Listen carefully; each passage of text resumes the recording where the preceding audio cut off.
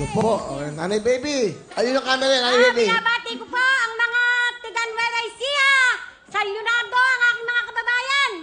Eto na po ako ngayon. Ang aking nanay po, Kuya Will, may sakit. Kaya po ako nandito. Kayo ay nag-audition. Talagang dumusama. Ilan po ba anak nyo? 16 lang po. Baog pa po lang, baog pa. Grabe. Sa 16 na anak nyo, kasama nyo ba lahat? Hindi po, Kuya Will. Yung pong 6 may asawa na.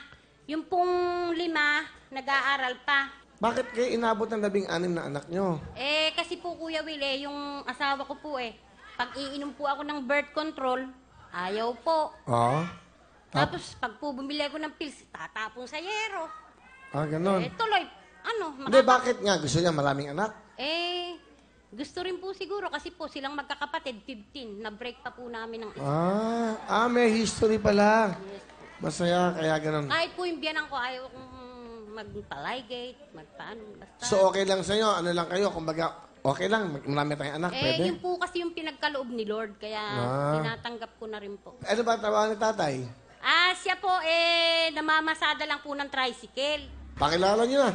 Ipinakikilala ko po ang aking asawa sa buong mundo at sa lahat.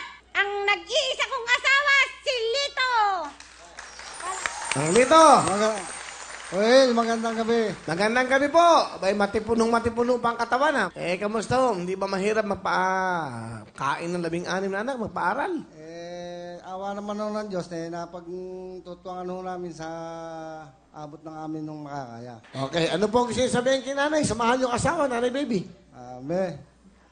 Mahal na mahal kita.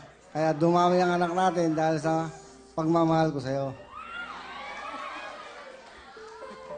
Sana, pagbutihin mo dyan sa paglaban mo.